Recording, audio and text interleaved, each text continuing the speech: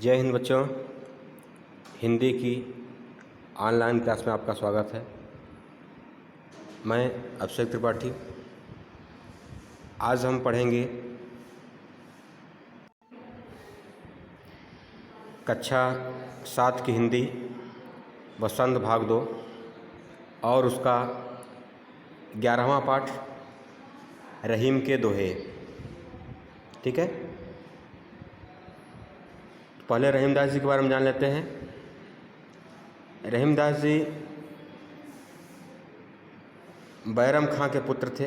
बैरम खां का नाम आप लोग सुने होंगे, अकबर के संरक्षक थे। ठीक है, तो इनका नाम अब्दुल रहीम था और खान खाना इनको उपाधि दी गई थी। तो इनका पूरा नाम क्या था? अब्दुल रहीम खान खाना। इन्होंने नीति के संदर्भ में हमारे समाज का, संसार का नियम क्या है, हमें कैसे रहना चाहिए, समाज में कैसे जीना चाहिए, यह प्रकृति क्या है, ठीक ना। तो इन्होंने नीति के संदर्भ में बताया है कि मनुष्य को क्या करना चाहिए, कैसे जीना चाहिए। ठीक, और हमारे समाज की जो सच्चाई है इस विषय पर इन्होंने प्रकाश डाला है। तो आपके पुस्तक में इनके 5 दोहे हैं। ठीक है, पाठ का नाम है रहीम के दोहे। दोहा एक छंद होता है, ठीक है, जिसमें 4 चरण होते हैं। ये आपको भी आगे मिलेगा, ये बता दिया जाएगा। चलते हैं अपने विषय पर। इनका जो पहला दोहा है उसको देखते हैं। इसको हम थोड़ा बड़ा कर देते हैं, आप लोग ध्यान से देखिएगा।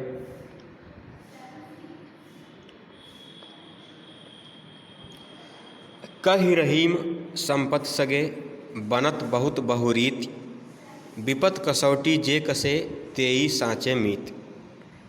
ठीक है, इसका जो प्रसंग है इसमें रहीमदास जी यह कहते हैं कि हमारा सच्चा मित्र कौन है, सच्चे मित्र की पहचान क्या है।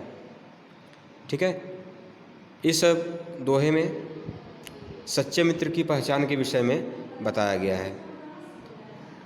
रहीमदास जी कहते हैं, कहि रहीम, कहते हैं रहीमदास, क्या कहते हैं?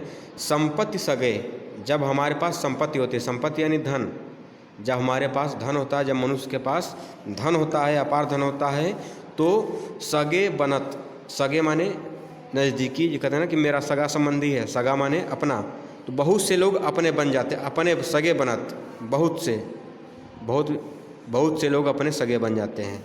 बहुरीति, बहुरीति माने बहुत प्रकार से, बहु माने बहुत, रीति माने प्रकार, नियम। कहने का मतलब, पहले यानी देखिए फिर से आप लोग, रहीमदास जी कहते हैं कि जब मनुष्य के पास धन होता है, संपत्ति होती है, तो सगे बनत बहुत से लोग सगे बन जाते हैं, बहुत से लोग रिश्तेदार बन जाते हैं। बहुरीति अनेक प्रकार से, जैसे सीधा सा उदाहरण आप लोग देख लीजिए, आपके समाज में अगल बगल आपके रिश्तेदारी में अगर कोई बहुत दूर का भी रिश्तेदार है, लेकिन वह अगर अच्छे पोस्ट पर है, अच्छे पद पर है, तो लोग उसको कहते हैं नहीं वो मेरा रिश्तेदार है। भले वो आपको ना जाने, लेकिन आप उसको कहोगे नहीं वो मेरा रिश्तेदार है। लेकिन अगर वही कहीं अगर कोई निर्धन हो जाता है, कोई गरीब हो जाता है, तो आप उसको पहचानते भी हैं, तो उसको अपना नहीं कहते हैं। ठीक है, देखिए समाज की सच्चाई है। ठीक है, जो धनी होता है उसके बहुत से सगे संबंधी होते हैं, जो उसको नहीं जानता है, ठीक, वो भी कहता है नहीं मैं उसको जानता हूँ, मेरा बहुत नज़दीक है। लेकिन जिसके पास धन नहीं होता है उसको जानने वाले भी पहचानने से इनकार करते हैं। ठीक है, जबकि ऐसा नहीं होना चाहिए। दूसरे लाइन में क्या कहते हैं? विपत कसौटी जे कसे, कहने मतलब कि जब मनुष्य के पास धन होता है तो बहुत से लोग मित्र बन जाते हैं, बहुत से लोग सगे संबंधी बन जाते हैं, लेकिन विपत कसौटी जे कसे, लेकिन जो विपत्ति की कसौटी में कसा जाए। कसौटी एक यंत्र है जिस पे सोने की शुद्धता मापी जाती है कि सोना कितने % शुद्ध है, कितना % शुद्ध है। ठीक है, इसको किस पर नापा जाता है? कसौटी पर। ठीक, कसौटी यंत्र है। तो तेई सांचे मीत, वही सच्चा मित्र है। कौन सच्चा मित्र है? जो विपत्ति की कसौटी में कसा जाए। जिस तरह से सोने को कसौटी पर कसा जाता है तो सोना पता चलता है कि कितना शुद्ध है, उसी तरह से मित्रता को नापने की कसौटी क्या है? विपत्ति है, संकट है। जो आपके संकट में काम आए, जो आपके संकट के समय आपके साथ खड़ा रहे, तेई साँचे मित्र, वही आपका सच्चा मित्र है। ठीक है, समझ में आ गया? किसी भी शब्द का अर्थ आपको समझ ना आया हो तो आप पूछ सकते हैं कमेंट करके। आगे चलते हैं। दूसरा दोहा, जाल परे जल जात बही तज मीनन को मोह, रहीमन मछरी नीर को तऊ न छाड़त छोह। जाल परे जल जात बही, तालाब में अगर जाल पड़ता है, जैसे आप लोग देखे होंगे, तालाब देखे होंगे या कहीं देखे होंगे जहाँ पर मछली मारी जाती है जाल फेंक करके, ठीक ना, तो वहाँ का उसके विषय में रहीमदास जी क्या कह रहे हैं, जाल परे जल जात बही तज मीनन को मोह। जब तालाब में जाल पड़ता है, जाल फेंका जाता है, तो जल जात बही, जो जल होता है वो बह जाता है। तज मीनन को मोह, तज माने त्याग करके, मीनन माने मछली, मोह माने प्रेम। जब तालाब में जाल फेंका जाता है, नदी में जाल फेंका जाता है, तो क्या होता है, जो जल होता है, पानी होता है, वो जाल के बाहर चला जाता है। ठीक, तज मीनन को मोह, मछलियों के मोह को, मछलियों के प्रेम को छोड़ करके जो जल होता है वो जाल के बाहर चला जाता है। जैसे आप लोग देखे होंगे, ठीक, कि जाल फेंकने पर जाल में कुल मछलियाँ आती हैं, पानी नहीं आता है। वो क्या होता है, जाल में सो निकल जाता है, बह जाता है, मछलियों के प्रेम को छोड़ करके वह बह जाता है। रहीमन मछरी नीर को तऊ न छाड़त छो, लेकिन रहीमदास जी क्या कहते हैं कि मछली नीर को, लेकिन जो मछली होती है नीर को, नीर माने पानी, ठीक, तऊ न छाड़त छो, तऊ माने तो भी, फिर भी, न छाड़त नहीं छोड़ती है, छोह, छोह माने प्रेम, मोह, माया।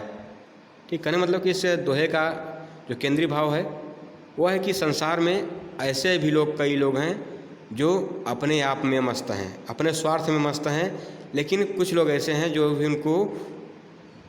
उनसे प्रेम करने वाले हैं। मतलब कि एक व्यक्ति उसका ध्यान नहीं दे रहा है और दूसरा उसके ऊपर आश्रित है। एक अपने में मस्त है, दूसरे को उससे कोई मतलब नहीं है। स्वार्थी से जो संसार,